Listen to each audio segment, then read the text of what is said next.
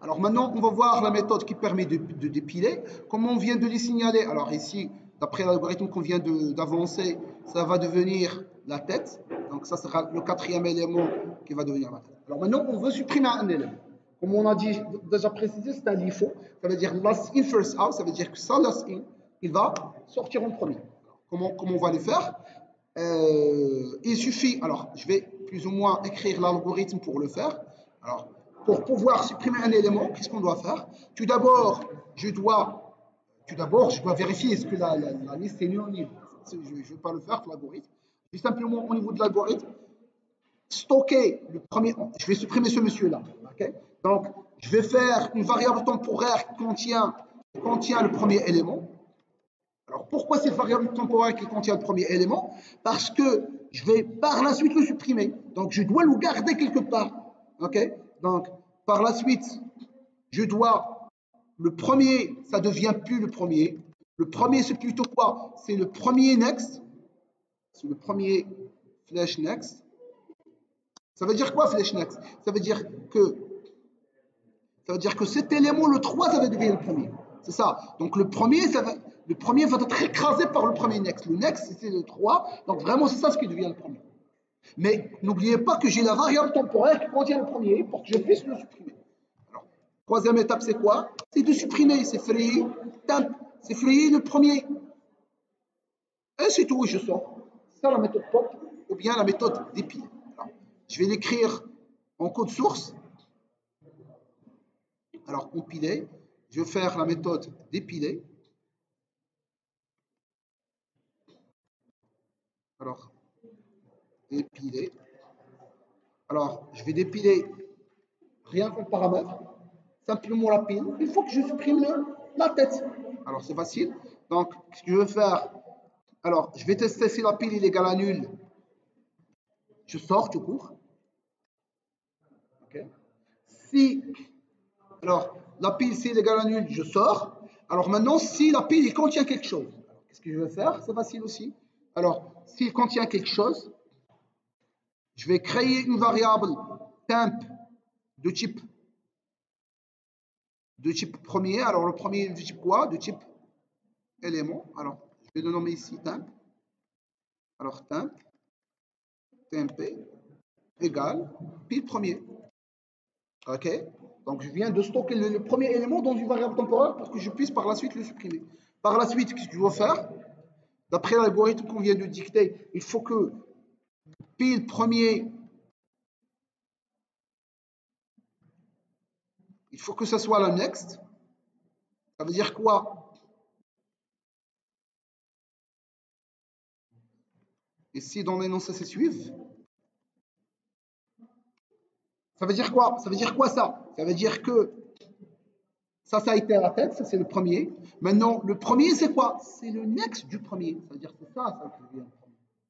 C'est ça. Donc, pile, flèche premier, je l'écrase par pile, flèche premier, flèche suivant. Donc, c'est ça ce qui devient le premier. Alors, par la suite, ce que je dois faire, je dois supprimer le premier. L'ancien premier. L'ancien premier, il est déjà enregistré dans le temp.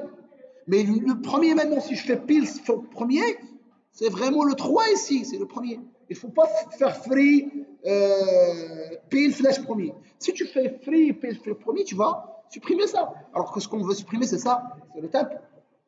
C'est l'ancien premier. Donc, je vais faire un free temp, tmp. Et je vais faire un point virgule. Donc, c'est ça la méthode qui permet de dépiler. Okay. Alors, pour exécution, on va voir l'exécution, mais avant, rapidement, on va voir aussi la méthode qui permet de voir est-ce que la pile est vide, oui ou non. C'est facile. Alors, int pile vide. Alors, je dois avoir une pile et je dois dire est-ce que la pile est vide, oui ou non. Alors, pile vide, ça veut dire 1. Une fois que la pile est non vide, pile, je vais retourner la valeur 0, ça veut dire que la pile est en vide. Alors c'est facile. Donc, comment je vais savoir est-ce que la pile est vide, oui ou non? Donc, si la pile égale à nul, ou bien Alors la pile, il y a un malloc, mais il n'y a pas d'élément. Ou bien pile slash flèche premier égale à nul. Je retourne 1, ça veut dire qu'il est vraiment nul. Ça veut dire qu'il est vraiment vide. Okay. Else, non. La différence entre ces deux, ouais. Ça c'est vraiment la pile qui est nulle. La pile, toute la pile est nulle. Deuxième instruction, ça veut dire pile premier, ça veut dire la pile. Il y a initialisation. On a déjà fait la méthode initialisée. La méthode initialisée, qu'est-ce qu'elle fait? Il alloue la mémoire pour la pile, mais le premier, il est égal à nul. Ça veut dire quoi ça? Ça veut dire que la méthode initialisée, elle est là. On a déjà fait la méthode initialisée. Ça veut dire que la pile est non nulle. Et le premier, on n'a pas encore inséré des éléments dans la nulle. Ça veut dire le pile flèche premier égale à nul. Je retourne à 1. 1, ça veut dire quoi? Ça veut dire vrai. Ça veut dire que la pile est vide. Else, je retourne 0. Ça veut dire quoi? Ça veut dire que la pile est non vide. Et c'est ça la méthode. Alors grosso modo, c'est ça. Par la suite, on va faire. Alors, on va faire le test. On va faire le test rapidement. On va voir ensemble le test. Alors, j'ai déjà préparé le test. Alors, j'ai déjà tout préparé. Comme ça, on sera rapide. Alors, ça, c'est la file. Je vais aussi le faire rapidement. Alors, la méthode initialisée, ça s'appelle initialiser pile. C'est la même chose. C'est ce qu'on avait fait faire. Malloc, size of, premier, pile. C'est vraiment ce qu'on avait fait. Mais ici, comme ça, je suis tranquille. Alors, par la suite, dans la méthode mail, il y a la méthode empilée. Ça, c'est juste, est-ce que la pile vide, oui ou non? La pile vide, c'est vraiment ce que j'avais fait. Vous voyez, pile égale à nul, pile premier, retourne 1, retourne 0. Okay. Par la suite, je fais appel à la méthode empilée. Alors, ici j'ai oublié de faire un truc. C'est quoi le truc? C'est que le paramètre de empilé, c'est quoi? Le paramètre de empilé, c'est data, plus la pile. Okay. Mais le data, j'avais fait une petite méthode qui s'appelle initData, je pense. Alors, cette méthode initData, qu'est-ce qu'il fait? Alors, où est initData? Non, c'est pas ici. T'as dit que j'ai. Arrête. Comment? Où est la méthode initData? Donc, je dois monter en haut et je dois chercher la méthode initData. Elle est là. Alors, la méthode initData, elle est facile. Il prend le numéro et le nom, le paramètre comme ça en vrac, il le transforme en data, un T-object. Donc, je crée un T-object, je vais insérer le numéro en paramètre dans le numéro et copier le nom dans le nom, dans le name.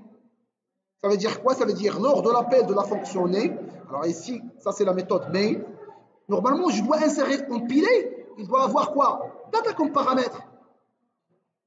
Et c'est ça le rôle de la méthode initData.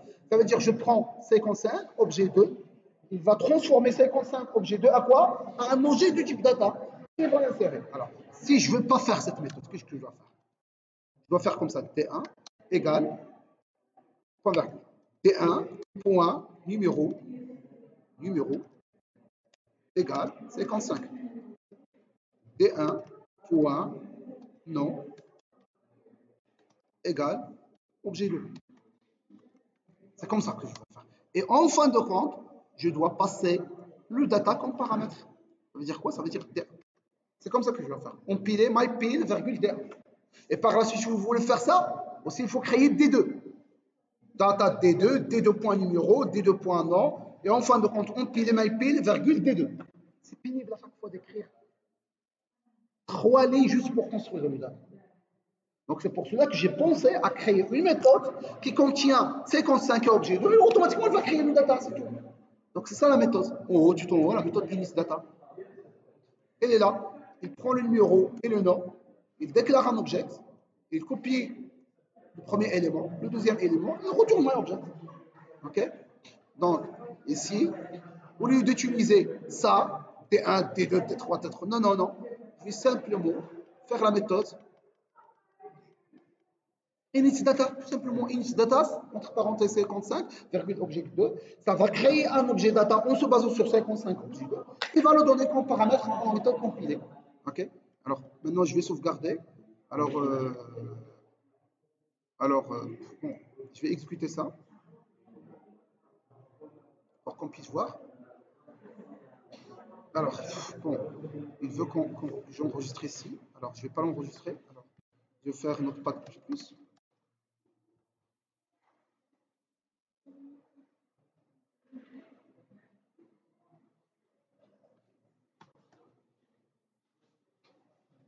Alors, je vais supprimer ça.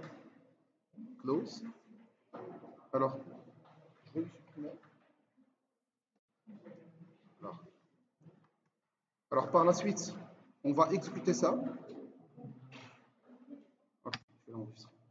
Alors, je vais compiler ça. Vous allez voir que la liste ici est vide. Oui, il va donner que c'est vide. Dans un premier temps, la liste est vide. Oui, il est vide. Vous voyez? Donc, 1. Init data, il est inséré 55, 33 et objet 4. Donc, vraiment, ça, c'est la méthode dépilée. Pour la méthode dépilée, je vais commenter dans un premier temps dépiler. Je ne vais pas voir la méthode dépilée. Alors, la liste est vide, oui, parce que dans un premier temps, la liste elle est vide, oui, la liste est vide, parce qu'on vient d'initialiser. Par la suite, j'avais empilé et empilé. Ah oui, ça c'est dépilé. Ça c'est dépilé, c'est ça dépilé. Alors, je vais commenter ça. Et je vais expliquer ça. Alors, la liste elle est vide, oui, il est vide. Alors, la liste elle est vide deux fois. Hein? La liste elle est vide. Bon, dans un premier temps, il a empilé le 21. Oui, c'est la tête. Par la suite, le 33. Par la suite, le 55. Je ne sais pas où vient la méthode de la liste vide, mais je m'en fous. Donc, vraiment, c'est ça la logique. Okay. Alors, par la suite, on va voir la méthode dépilée.